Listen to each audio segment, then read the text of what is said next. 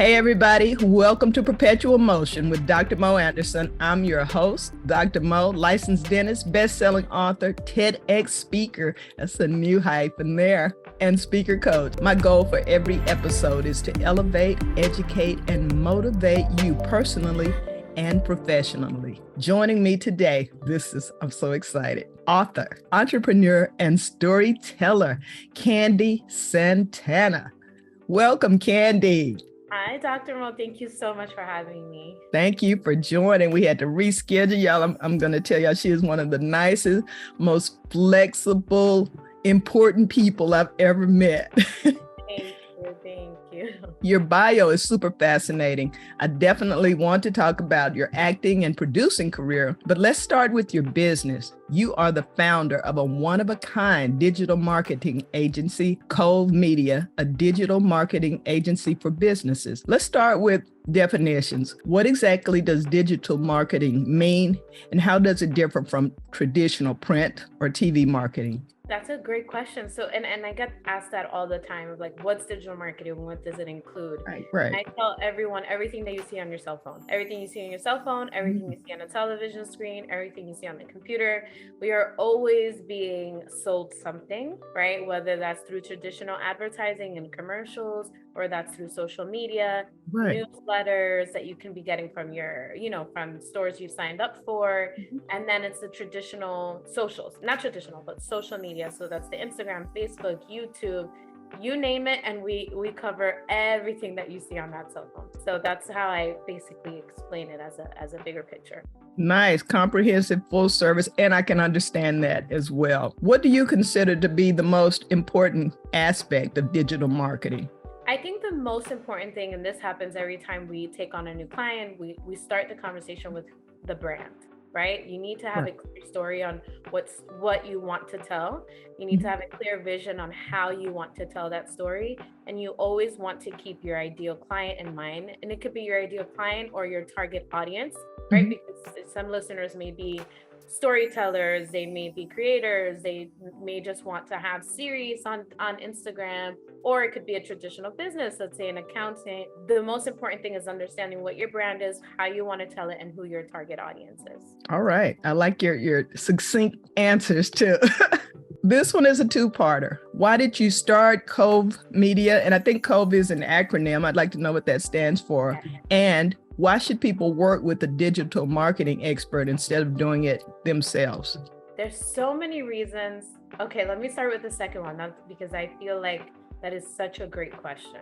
Even in my business, right, I hire experts, right? When you're not an expert in something, it's better to hire out instead of spending your time and resources learning a new skill and then trying that new skill. There's a lot of trial and error that an expert already has. Right. So you're hiring an expert so that you can save yourself the time, the energy, and the hassle. Really, that's why you pay for experts, so that you can get your business where you want it to go. Right. There's also, in the digital marketing space, there's a lot of things that the normal person doesn't know, right? Like algorithms, when to post, how to post, hashtags. There's so many nuances and details that it may look very simple as you're scrolling through your phone, but everything is planned. All these big businesses, even viral trends are planned. Everything is planned. So you definitely want someone who's going to know all of these techniques so that they can help grow your business.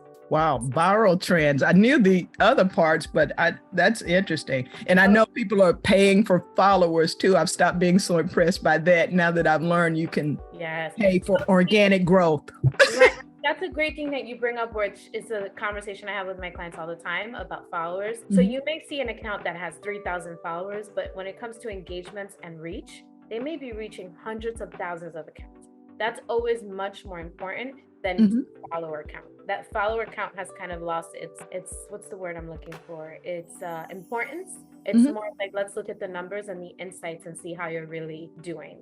I would say it's a better barometer for an account. Right. Now, C.O.V.E Media, the acronym stands for Cultivation of Value and Price. right? And Wait. Cultivation of value and what? Emprise. So it's about cultivating value, right? On a bigger scale through Love that. network, through channels, right? That's what we do with our clients, for our clients. And my business started, actually, we celebrated our 5-year anniversary this October, right? Congratulations. Wow. I made a promise to myself that I wouldn't speak about business or success in business until I achieved that for 5 years, right? Because we know how it is, the first 2 years of having a business is usually where people quit. So I wanted to make sure that I could say with, confidence, the skills that you need to succeed, as an entrepreneur and as a founder. And my business really came out of, because I'm an actress, I actually graduated law school in 2016. And after I graduated, I didn't want to continue the legal field. I wanted flexibility to be creative, to tell my stories, and also have my career. So I released a book and became an Amazon bestseller through Google marketing techniques that I learned online. And from seeing the success of my book, I was like, oh my God, let me see if I can do this for other people. So I started learning how to do marketing and using my creative skills, hiring a team. And here we are 5 years later. We worked with doctors, lawyers, singers, musicians, fine artists. We have a huge global client that we're working with now. And it's just grown in such a nice, steady way that it just makes me so happy. I'm excited for you. I'm always happy to see actually nice guys and gals finish first, because the media would have you to believe otherwise, but you can have integrity and really care about other people and be successful. So kudos to you on all of that. This wasn't one of my original questions, but I am curious. I know how the pandemic, that period, impacted a lot of businesses negatively because of not having the traffic and not being able to pay staff and so forth. I would think, though, it probably helped you with more people going digital and understanding the importance of that. Wow, the pandemic was an interesting times. I'm very intuitive, and my business is all about intention and intuition, right? When I make decisions, when I take on new clients. And the pandemic, let me tell you, was very scary as an entrepreneur, because you just kept hearing about how businesses are closing and all of these scary things. And while I did see a decrease, I did lose some clients. I also gained new clients, and there was a much more demand to tell the stories online, right? Because now people weren't meeting and all of these things. So it actually created a boom for the internet and for advertising online and things of that nature. Okay. Well, I'm glad to hear, some people were able to benefit from a difficult time. And that's really how a lot of success stories occur. Again, kudos to you. With digital marketing, and you've made it clear what it is, so I'm comfortable using that term, but a lot of people think they understand it. And like you said, with the algorithms and so forth, there's a lot more to it than what we see as we're scrolling and looking at our feed. What is a common misconception about digital marketing? That's people think that if you just post, your accounts are going to grow. If you just post, you're going to get all the followers. It seems very simple. So I always have to explain to my clients that there's a science to the growth, that there's a science to everything that we do. And thank God my clients see the results. So they're always like, we don't even care how this works. We just know it's so thankful for you, and that it takes a lot. It's a lot of hard work. It's a lot of planning. It's a lot of coming up with creative ideas. You constantly have to be creative. You cannot just put out the same thing every week by week and expect to see results. So you're always, trying to get ahead of the curve so that you can see your business grow. Let's talk about that. Could you elaborate on that and why you consider yourself a storyteller? Right. So storytelling is what we do every single day, every time we meet someone, every time we have a conversation, every time we're interacting with people. And as business owners, you have a brand, but you're telling a story. Now, we know that people connect with us based on our stories. That's why we share things to connect with one another. And that is the same thing that you're doing with your business, right? So through digital marketing, you get to decide how you want to tell your story. So if it's, for example, we have a gym, right? One of my favorite clients, because I love fitness. I love working out. Most gyms tell the same story. Come in and lose all the weight. Come in and be strong. Come in. But that doesn't really get you the results. You want to connect to people's pain right? Especially if you're selling a product and you want to tell them, we have the solution for you in the most authentic way possible. I don't like gimmicks. I don't like those, it's Valentine's Day, that kind of stuff. We always want it to be a true story and a cohesive story all year long with everything that we post for our client, right? So our gym is mostly about community. It's not so much come in and become a superstar. It's come and build a community, because we know that fitness is not just about picking up weights. It's also about your mind. It's also about your nutrition. It's also, so, that's an example of how we will tell a story for our gym. Or depending on the client, we have a fine artist that we work with. And why does he choose to paint the pieces that he paints, right? Why?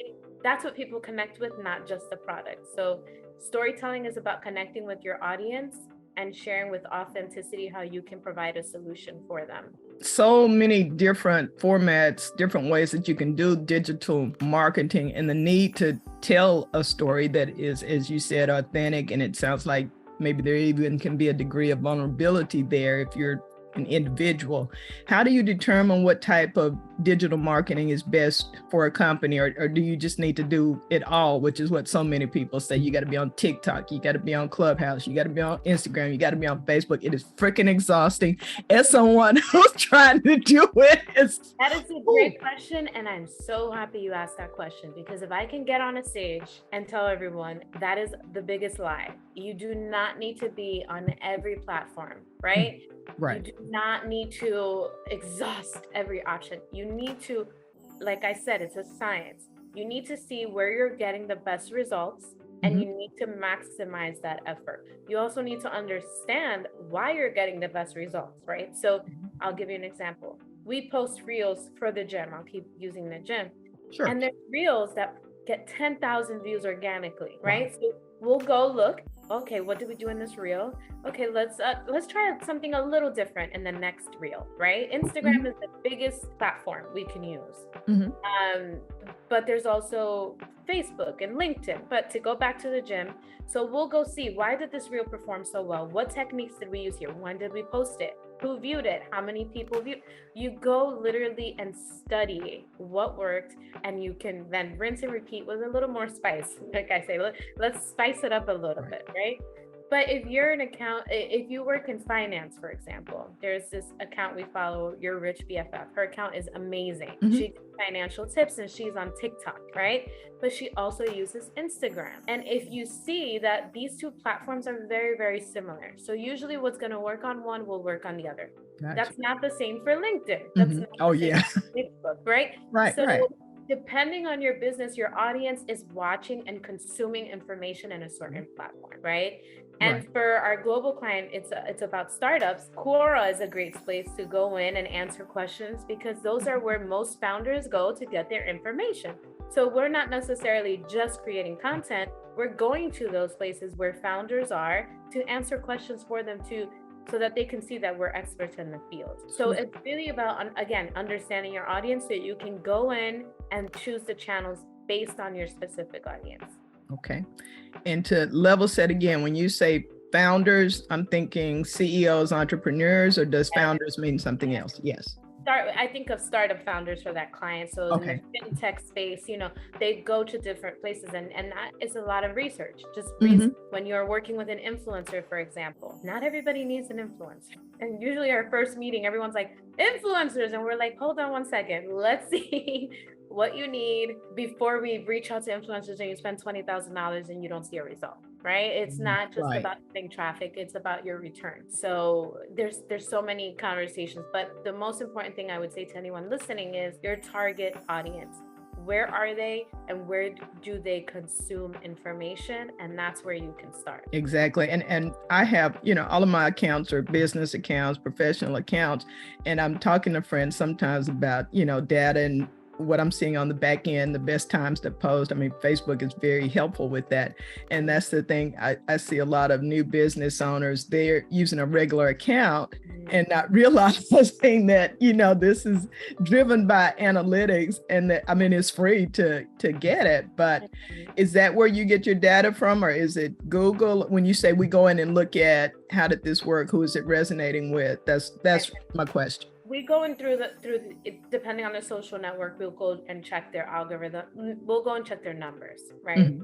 I bring up algorithms because that affects your numbers. Right. Depending on how many times you post, the algorithm will reward you. So that's the point of consistency, not necessarily for anything other than the platform wants you to keep people on there. So the more you post, the more they're going to show your post. So, we check. That's worth the price of admission right there. that is literally, that's why being, digital marketing is a full-time job. Because you have to keep up with that machine in order to see the results that you want to see.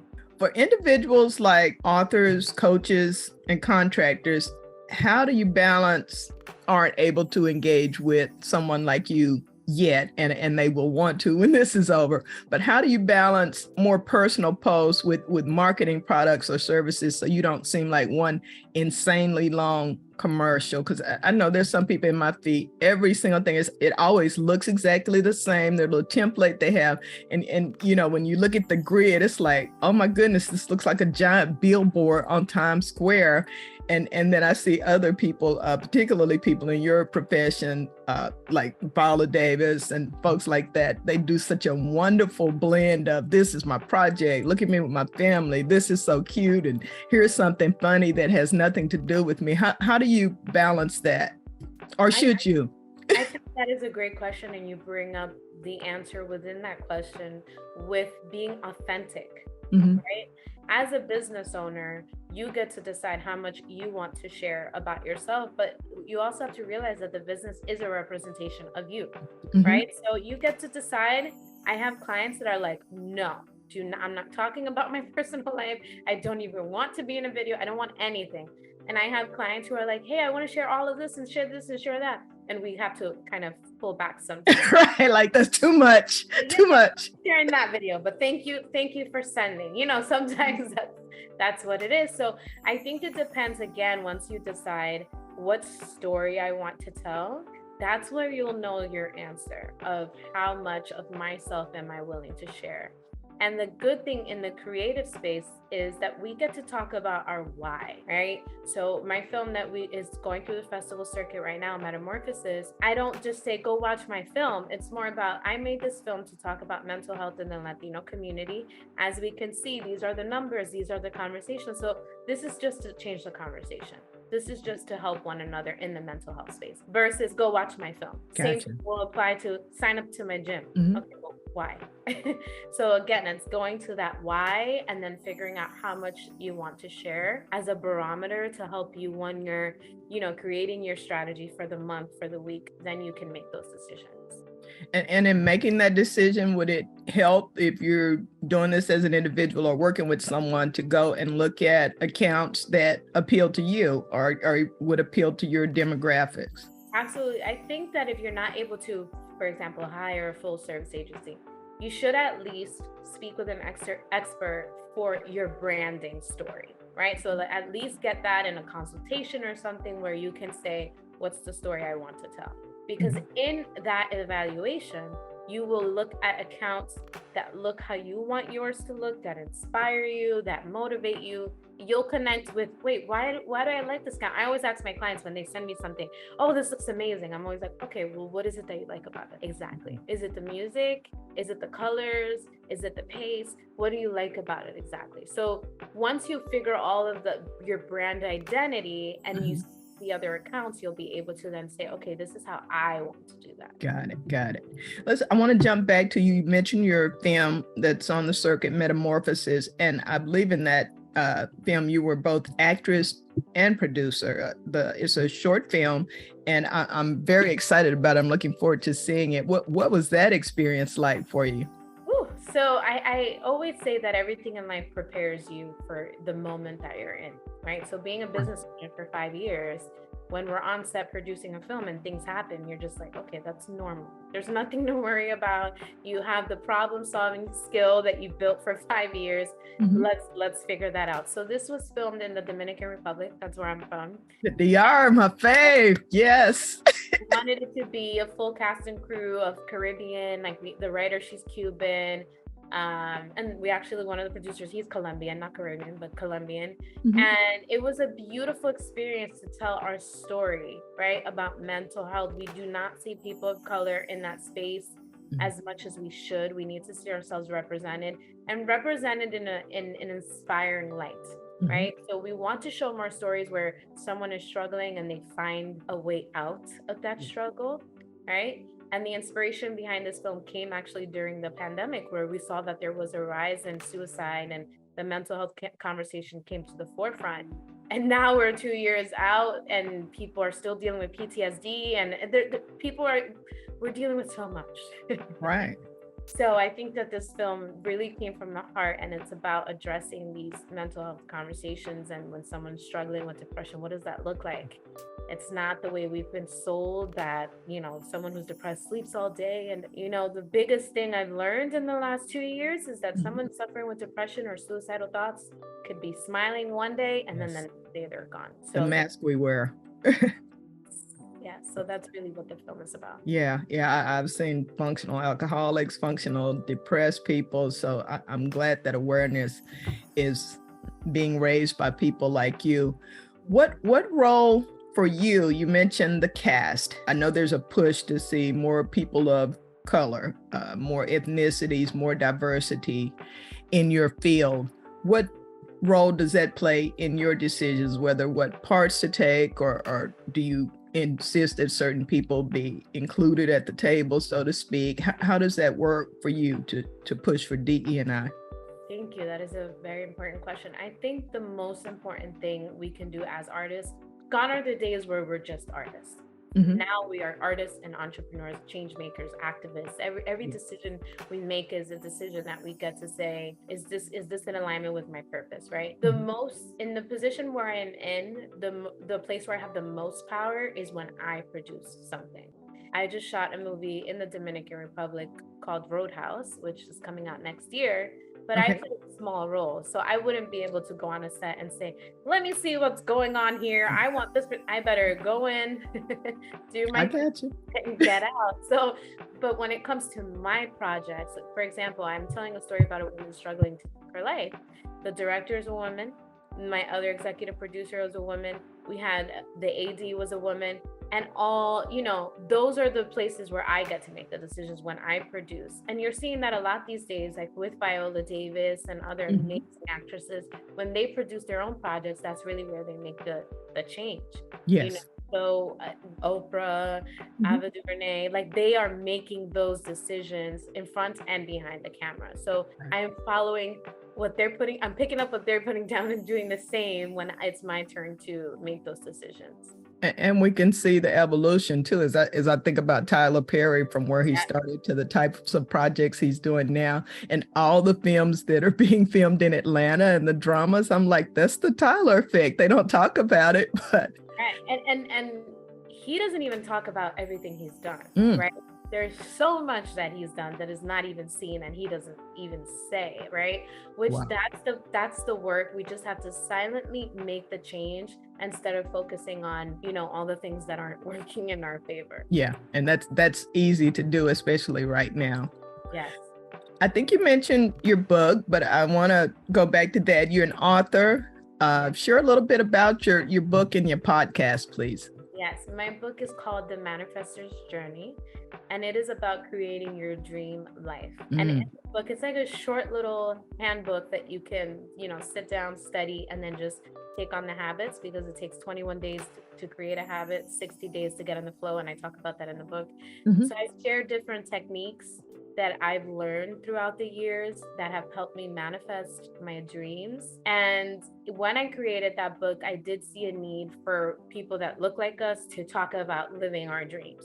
Right? Yes. What we do see most of is the struggle, all of those things. And I really wanted to share from an authentic place. Listen, coming from my mother, who came to the United States at 18 years old from the Dominican Republic, is a retired police officer, bought her dream home, had all these dreams, learned this from my family. I learned this from reading, and I would love to share it with whoever wants to read it. And just really about setting intentions, meditating, journaling is my biggest thing that I tell everyone. It's your channel with God when you're able to journal and just an amazing idea. So I share that in the book, and in the podcast, I interview people who've done the same, manifested their dreams in their careers and in their personal lives as well. I like that. So we'll drop all of that in the show notes as well, so that people can partake of more of these gems you are dropping. You're a multi-hyphenate who does so many things well. May I ask if you have a favorite part or favorite role? My favorite role is acting, of course. And it's for the same reason that I love my business, because I'm connecting with people and telling stories. So I think any opportunity that I can be creating a script or creating a project or being in front or behind the camera is a gift. Sweet. So since you say that's your favorite, and I know you're producing and doing your own thing now, but do you have a dream co-star that you'd love to be in a project with? We can put that into the atmosphere. Speak live today, folks. Yeah, it's so funny because I mentioned fitness earlier, and I would love to be a superhero. That's what I would love to be. My mother was my superhero growing up. She's a retired cop, and I actually got to play a cop in a scene with Jake Gyllenhaal that we filmed in Jake August. Gyllenhaal? Wow. And that was a dream come true to play a cop, because it was like a manifestation of me being my mom on screen. So I really would love to just be a superhero, so that, the representation matters. We need to see ourselves in a strong and inspiring light. So that's the dream. That's how we'd love to see it. But Viola Davis' physical training for that movie was next level. Oh, I saw some of the clips. Yeah. Oh my goodness, all of them, and I mean, she's amazing. As are you. Let's talk about what's next. What's in the pipeline for 2023 and beyond? So now we filmed the short film in August. We've already been nominated for Best Drama at the CashApp Film Festival. We've gotten an award. We were finalists for another festival. We just found out we got into a top 30 most popular film festival, which is the Hollywood Shorts. We are literally just going to see where this baby takes us for the next 6 months as the festival circuit continues, and hopefully land distribution by the end of next year. So that's really just watching this project grow and seeing where it's going to take us all as a crew. My executive producer, Sandy Hernandez, is also amazing. And once we get through this circuit, I have been pitched ideas, which was such a surreal moment as a producer when you get those pitch emails. Oh, wow. So once we get through those moments, then I will decide, okay, which project do I want to give my energy to next? Oh, I always thank God for options. Just options. You have to be out of options before you realize how phenomenal that is. Yes. I am glad that your cup is overflowing, and that with that overflow, you're pouring into others, because that's really the most amazing thing. You talk about trickle down, that's it. Just let the grace and blessings flow. That's where we need to be. Before we sign off, how can listeners, viewers find you, whether it's C.O.V.E. Digital Media, or if they want to connect on social so we can keep up with your projects and all the amazing things you're doing, Candy Santana? Thank you. So we have C.O.V.E. Media, that's C.O.V.E. Media on Instagram. And then my production company is called Anima Azul Productions, Blue Spirit. And it's ANIMA Azul AZUL Productions on Instagram and on the internet as well. Okay, I love the way you pronounce it too correctly. So, well, this has been a tremendous pleasure. I'm so excited to have you join me on Perpetual Motion with Dr. Mo Anderson. I look forward to following you as well, and perhaps we can get you back when your next project lands and talk about that as well. Thank you so much. Thank you for having me. It's been an honor.